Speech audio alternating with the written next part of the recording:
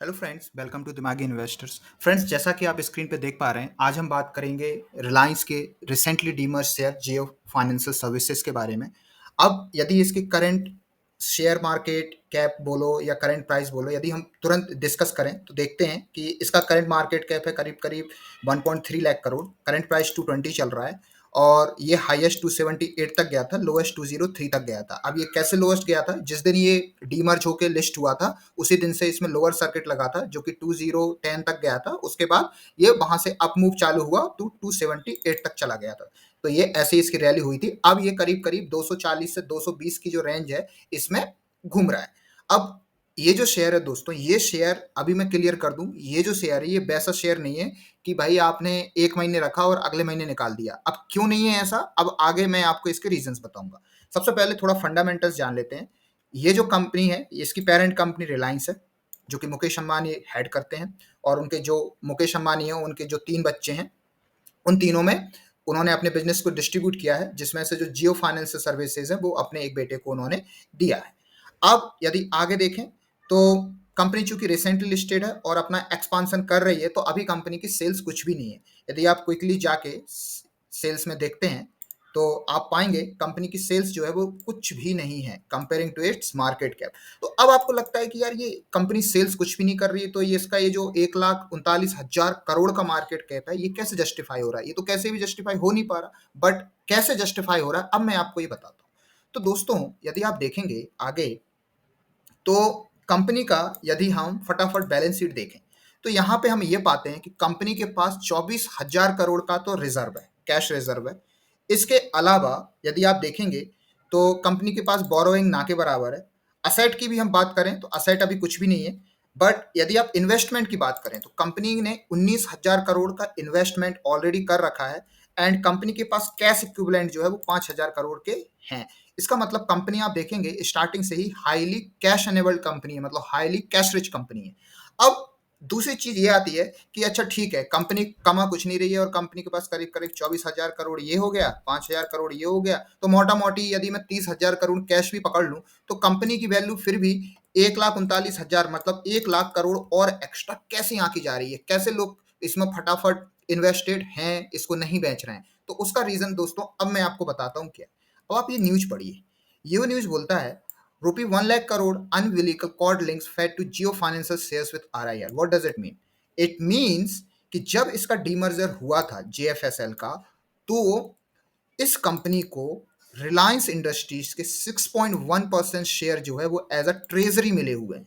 मतलब जो जियो financial services limited जो है वो रिलायंस इंडस्ट्रीज का 6.1% शेयर होल्ड करता है। और ये जो शेयर है, ये कैसे शेयर हैं? ये एक तरीके से इस कंपनी का ये ऑन करता है। मतलब जैसे मेरे पास यदि रिलायंस के 2 शेयर हैं तो मैं रिलायंस के 2 शेयर को ऑन करता हूं, तो रिलायंस मेरे पे कभी भी प्रेशर नहीं बना सकती मैं इस शेयर को कब बेचूं और क्या करूं, राइट? तो इसी तरीके से ये ट्रेजरी शेयर्स है। मतलब जेएफएसएल 6.1% शेयर रिलायंस इंडस्ट्रीज के ऑन करता है, 100% एज अ ऑनर। इसीलिए यदि आप अगली लाइन पढ़ेंगे तो ये बोलता है कि जेएफएसएल इन शेयर्स को कभी भी कितने भी समय तक होल्ड कर सकता है, या इन सारे शेयर को कभी भी कितने ही टाइम पे इसको बेच भी सकता है। आप समझ रहे हो? तो इसका मतलब क्या है? 6.1 शेयर का भी ये ऑनर हो गया। मतलब 30,000 करोड़ कैश प्लस 6.1% भी एज अ इसके पास कैश रखे हुए हैं। ये जब चाहे उन शेयर्स को बेच सकता है। और अभी मैं यदि रिलायंस की करंट मार्केट कैप के हिसाब से देखूं कि भाई 6.1% कितना आता है, तो क्विकली चेक करते हैं। अभी इसका मार्केट कैप है दोस्तों 15,62,000 करोड़। 15 लाख, तो मैं मोटा मोटी यदि 15 लाख भी कर लूं, 15 लाख के हिसाब से यदि आप देखोगे तो 6.1% मतलब हो गया आपका 15 का 15 छिक्के 90, मतलब करीब करीब 90 से 95,000 करोड़ के जो शेयर्स हैं वो जेएफएसएल के पास हैं। तो मतलब 95,000 करोड़ ये प्लस 30,000 करोड़ वो, तो टोटल टोटल 1,20,000 1,25,000 करोड़ का कैश इसके पास ऑलरेडी मौजूद है। उसके एवज में कंपनी का मार्केट कैप है 1,39,000 करोड़। तो इससे आप समझ पा रहे होंगे कंपनी कितनी ज्यादा बेस लाइन पे अभी स्टैंड कर रही है। और यही एक रीजन है जिसकी वजह से जितने भी क्वालिफाइड इंस्टीट्यूशन इन्वेस्टर्स हैं इस कंपनी को बिल्कुल लेके बैठे हुए हैं, और उनका विजन है कम से कम 5 साल या कम से कम 10 साल का। अब क्यों लेके बैठे हुए हैं, अब हम थोड़ा सा कंपैरिजन करते हैं। फाइनेंशियल सर्विसेज की जो दिग्गज कंपनी है वो है बजाज फाइनेंस। अब यदि मैं बजाज फाइनेंस की बैलेंस शीट देखूं तो आप देखोगे बजाज फाइनेंस के पास जो कैश है वो है करीब करीब आप देखेंगे 54,000 करोड़, जिस पर बोरोइंग है 2 लाख करोड़ की। तो अभी इसको इग्नोर करते हैं, बट कैश की देखते हैं 54,000 करोड़।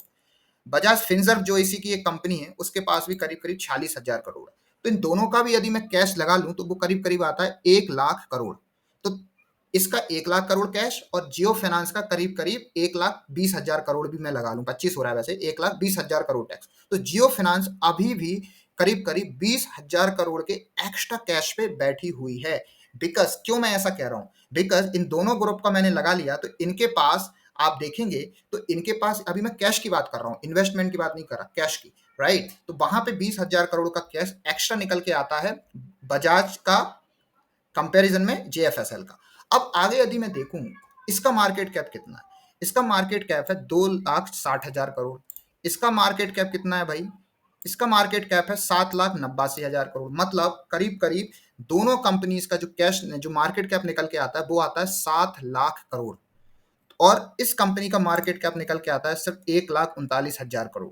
तो इसीलिए आप ये देखेंगे यदि मैं कंपैरिजन करूं sector, because sector wise comparison होता है कभी भी, आप कभी भी एप्पल को बनाना से कंपैरिजन नहीं कर सकते, राइट। तो एप्पल टू एप्पल आपको कंपैरिजन करना पड़ता है, तो सेक्टर टू सेक्टर हम कंपैरिजन कर रहे हैं। तो उस बेसिस पे यदि आप यहाँ पे देखें तो आपको क्लियर कट दिख रहा होगा कि क्यों ये कंपनी को अभी भी अंडर वैल्यूड आंका जा रहा है। बिकॉज यदि कंपनी ने सेल्स स्टार्ट करी, जो कि कंपनी ऑलरेडी कर चुकी है, अब मैं आपको बताता हूं कैसे।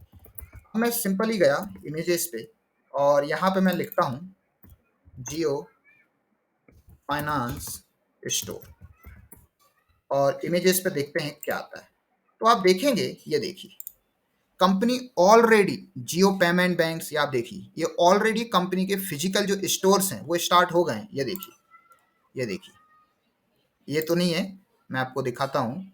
जियो के, जियो फाइनेंशियल्स के जो स्टोर्स हैं वो ऑलरेडी स्टार्ट हो गए हैं, जिसमें कंपनी जो है एक तरीके का बैंकिंग आपको आउटलुक दे रही है, जहां पे जितनी भी इसकी सर्विसेज हैं वो आपको मिलेंगी, राइट। तो कंपनी ऑलरेडी काम कर सकी, और जैसे कि हम मुकेश अंबानी का पुराना रिकॉर्ड देखते हैं, वो अपने बिजनेस को रैपिडली रैपिडली बढ़ाते हैं, राइट। आप देखिए, ये देखिए, जैसे ये देखिए Jio payment banks, right, Mumbai Maharashtra.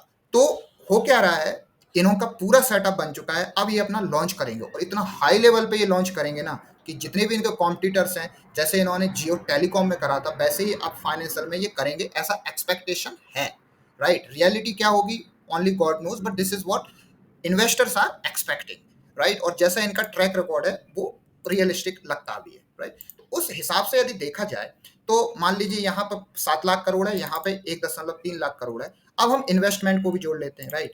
तो यहाँ पे बजाज फाइनेंस का टोटल इन्वेस्टमेंट है कितना, यदि आप देखेंगे टोटल इन्वेस्टमेंट निकल के आ रहा है बजाज फाइनेंस का 22,000 करोड़, और फिनसर्व का भी यदि मैं देखूं तो यहाँ पे इन्वेस्टमेंट निकल के आ रहा है 1,36,000 करोड़। मतलब दोनों भी यदि जोड़ू तो करीब करीब 1.5 लाख करोड़ ये आ गया।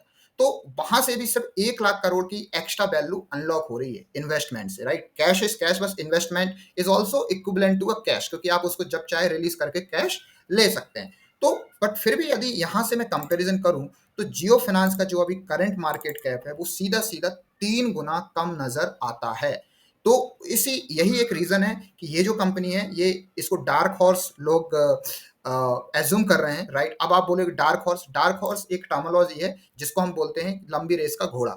जो जो काला घोड़ा होता है वो हमेशा लंबी रेस के लिए यूज होता है, राइट। तो जियो फाइनेंशियल को लोग ये मान के चल रहे हैं कि यदि ये कंपनी बजाज की तरह परफॉर्म करती है तो और 3 गुना कम वैल्यू पर अभी स्टैंड करती है, तो मैं सिर्फ यदि उसके वैल्यूशन के अनुसार भी लेके आऊं तो ये कंपनी पिछले आने वाले मतलब अभी साल में और आने वाले 3 साल में या 5 साल में करीब करीब 3 गुना तो रिटर्न आपको दे ही सकती है, राइट। तो इस आधार पे लोग एस्टिमेशन लगा रहे हैं, और उस आधार पे यदि आप देखोगे तो आपको 5 साल में यदि कोई कंपनी 3 गुना रिटर्न देती है तो it's not a less amount, it's a very good amount, right, in a investment journey.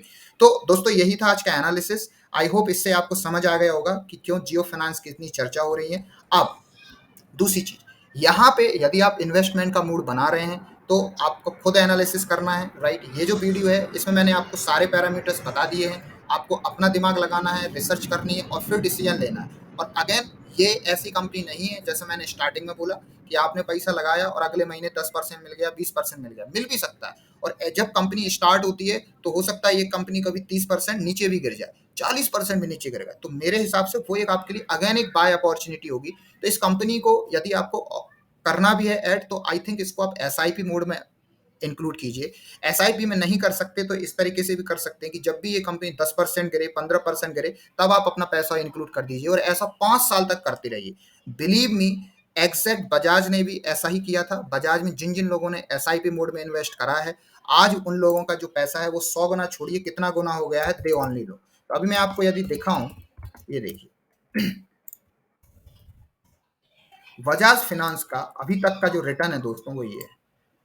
Bajaj finance सन 2002 से, मतलब 20 साल में बजाज फाइनेंस 1400 गुना रिटर्न दे चुका है। Are you getting my point? मतलब आप समझ रहे हैं क्या है ये, रिटर्न है या क्या है? मतलब 1400 गुना, इतने तो दिन नहीं हुए हैं, मतलब इतना गुना रिटर्न दिया है इस कंपनी ने कि हर दिन को भी आप बढ़ाओगे तो ये कंपनी हर दिन आपको आपके पैसे को डबल करी है, राइट। ऐसा जनरली होता नहीं है, बिकॉज आपने एक साथ तो इतने पैसे डाले नहीं होंगे, बट फिर भी आप देखिए, आप समझ रहे हैं, मतलब आपका पैसा 5 रुपए आपका 8,000 रुपए हो गया है। मतलब यदि आपने इसके 100 शेयर भी लिए होंगे ना, तो आज वो शेयर आपके करोड़ों के होते, राइट। तो इसी हिसाब से जियो फाइनेंस को भी आपको लेके चलना है, आपको एसआईपी मोड में इसके शेयर्स को ऐड करते रहना है। जब भी कंपनी यदि गिरती है तो आपको इसके शेयर को तब तक नहीं बेचना है जब तक कि कंपनी के मैनेजमेंट या कंपनी से रिलेटेड कोई बुरी खबर ना आए, तब तक नहीं बेचना है। अदरवाइज आप जो बिग अपॉर्चुनिटी है वो मिस कर देंगे, जैसे कि 99% लोग मिस करते हैं, राइट।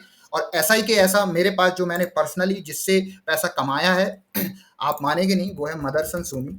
मैं आपको मदरसन सुमी का भी यदि आप देखेंगे चार्ट, मदरसन सुमी भी आप देखिए, मदरसन सुमी भी एग्जैक्ट बजाज फाइनेंस के जैसा भागा है। इसने भी पिछले, यदि आप देखेंगे पिछले 20 साल में इस कंपनी ने करीब करीब 1100 गुना रिटर्न दिया है। 1100 गुना, परसेंटेज में तो वो लाख आता है, बट गुने में बात करूं तो 1100 गुना रिटर्न दिया है, राइट।